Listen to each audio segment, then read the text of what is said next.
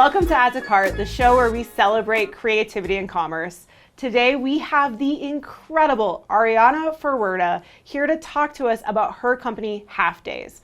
You have to check out Halfdays right now. Like, I don't want you to leave the show and go check it out in the middle of the show, but maybe in another browser tab while I'm still talking right here, go check out Halfdays. Halfdays is a celebration of women being outdoors. Started by a female-founded team, including an Olympian skier, they create amazing performance technical apparel for women to wear outdoors on the mountain, but also when they're having like a cocktail afterwards.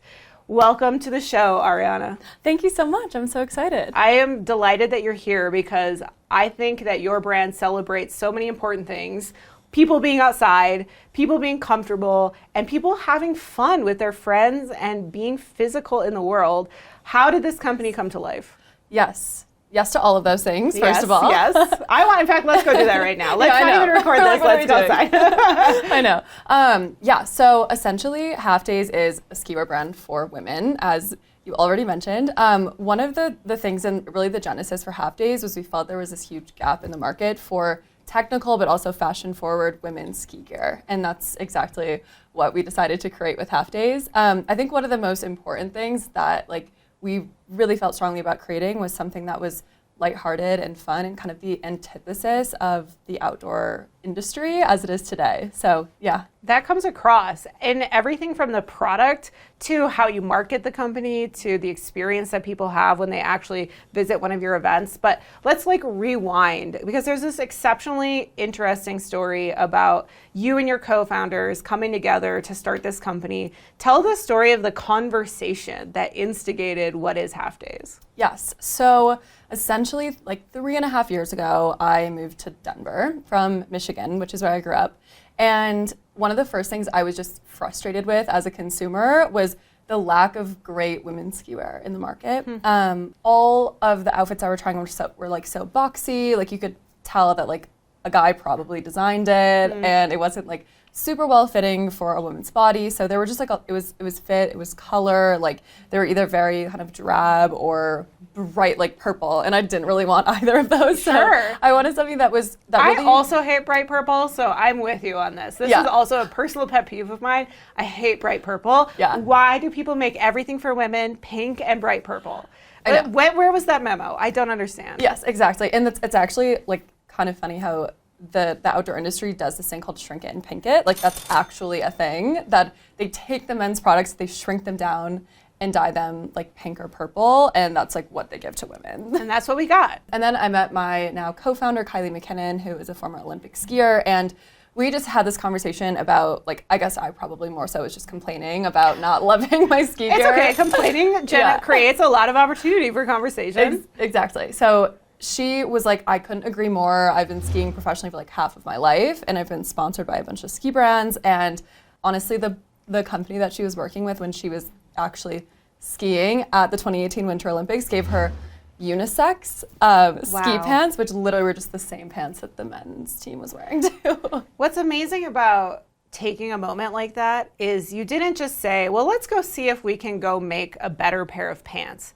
You had this ambition to actually create a brand and an identity that celebrated women getting outside. Yeah. Why was women getting outside so important from the very beginning of the brand? Yeah, and I think that in itself is something that we didn't see as clearly right when we decided to start Halfdays. Okay. I think it came out in the next couple of months as we started to just really dig into why is the outdoor industry so stagnant in the way that we see it? And one of the biggest things is we started interviewing and surveying women, and one of the biggest things that came out of that was just it's a little daunting to get into a new outdoor activity if you've never done it before and you're an adult. And we really felt that there was this barrier to getting into some of those things. So for us, one of our biggest missions with Halfdays today is being able to break down those barriers to bring more women into the outdoors and just getting more people outside. And the pandemic definitely helped that a little bit because everyone had this renewed love for the outdoors, and really just trying to make it more accessible and approachable to do that.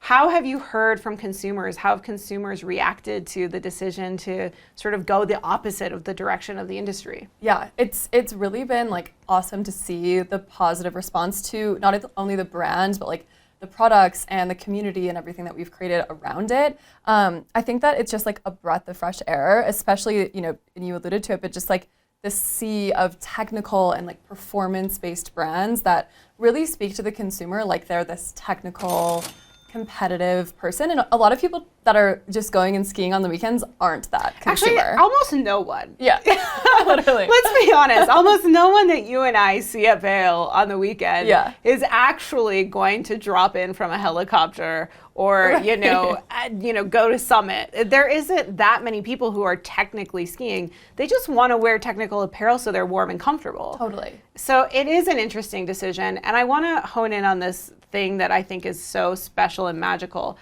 It's also how you feel going down the mountain.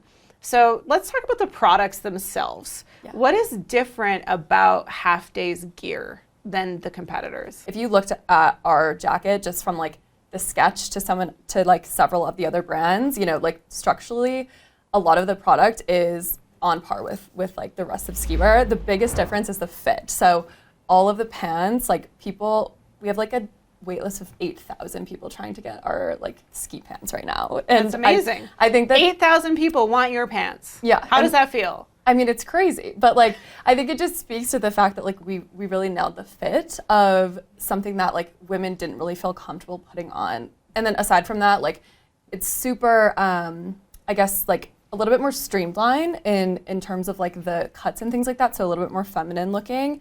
And then also the color is just like, we really looked at our own closets and we're like, what are like the kind of shades and hues that we're wearing on a day-to-day basis, and really wanted to bring in things that were a little bit more neutral and like kind of played into like our palettes and really like leverage that in terms of like what our first color palette was going to be. So I think, you know, in terms of like the color and the fit, those are definitely the things that like kind of put Halfdays apart from the rest of the industry. It also reflects the trends we're seeing in fashion overall. So as opposed to, oh, I'm going to work out, so let me wear something that's different from every other fashion trend. It's, I'm going to go have fun and I want it to match everything else I'm already wearing. I want it to be part of my wardrobe.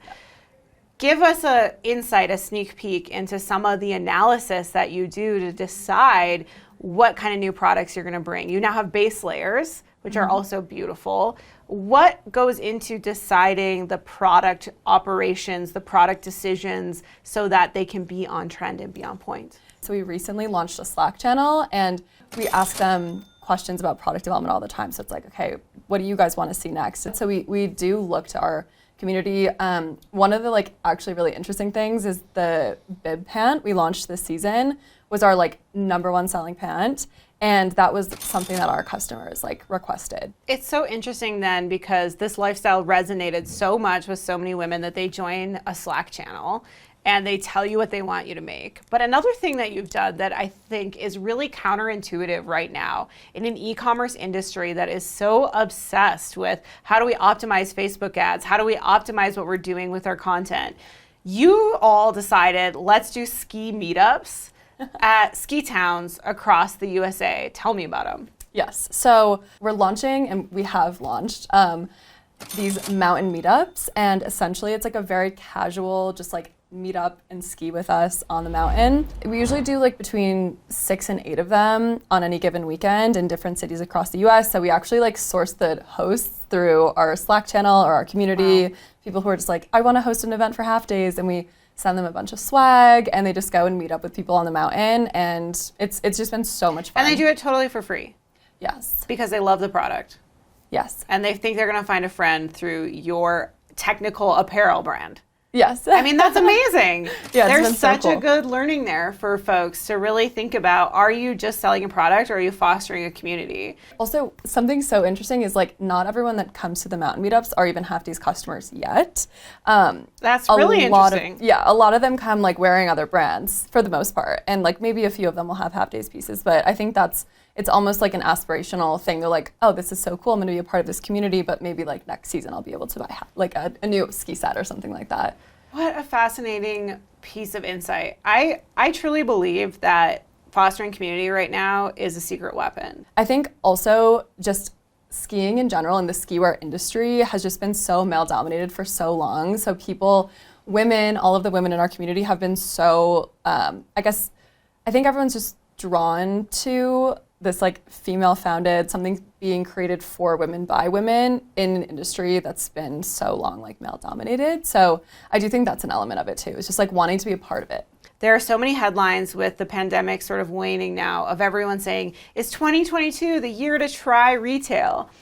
And as is evidenced by the creativity and bravery at Halfdays, y'all decided to do a pop-up in a retail environment in winter 2021.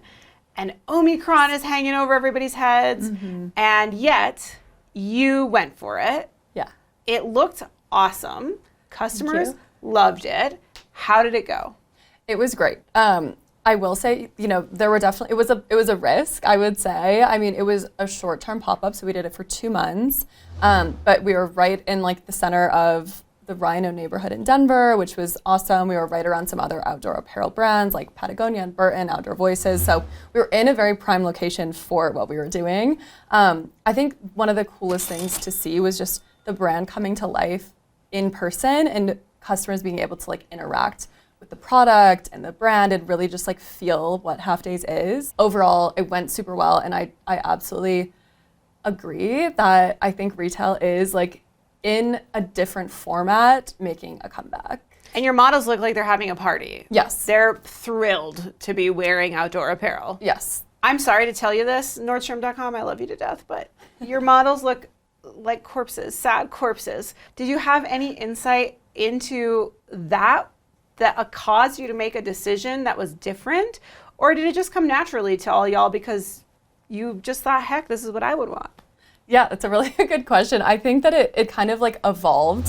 Our first photo shoot, we went in and we're like, we want high flash, we want like bright color, we want smiling faces, because it's genuinely the opposite of what like other legacy ski brands were doing. I think a lot of it came down to like, if we're going to be really like the antithesis of the outdoor industry, like what does that look like and how can we really like flip it on its head? So there were a lot of like conscious decisions being made around those types of things, but back to like what was that like creative element that really drew people in? I think it was definitely color. It was like the brand in itself. It was like these bright like smiling faces that really drew you in, and it was like, again, like a breath of fresh air, I think. And you use user-generated content in a lot of your media as well. Yes, that's definitely, it's a great point because it 100% is like what works the best for us. We've done so much like A/B testing on these beautiful campaigns that we've done, and then literally just like someone who posted something that they were just on the mountain and they're like, yeah, use this, and it always does better. But it requires the product looking awesome on an iPhone. I mean, that's the part that I think people don't really wrap their minds around. You can put the worst product in the world in a studio photography environment and make it look baller. You can. Totally. It's possible. But then you put it on someone and they're holding it or they're wearing it, and you get an iPhone in front of it and it looks like trash because it is trash. What has happened though here is that your product looks amazing in a studio environment. But I think what the investment that you've made in making the product look so sharp, even when it's being shot on an iPhone on the side of a mountain, is a pretty epic outcome for all those decisions that you've made. Totally. And I think that's definitely been something so interesting to see is people, I think with Instagram and Facebook ads, like you're scrolling through Instagram, right? And you see a photo that looks like your friend who's like on a ski trip on the mountain in this like very chic outfit, and you're like, oh my gosh, who is that? Like, I love this photo. And you're like, oh wait, this is an ad. Okay, now I need to like look into this and see what this brand is. I think that's like the element of why we've been able to like do that well. But I totally agree. I think that there's, something to be said about a product that can stand on its own in UGC. It's completely true. There are many people who are wanting to create an e-commerce store this year. They're wanting to create their own brand. They're wanting to get into direct to consumer. They want to develop their own products, but they know they have to do something different. What can they learn from Halfdays?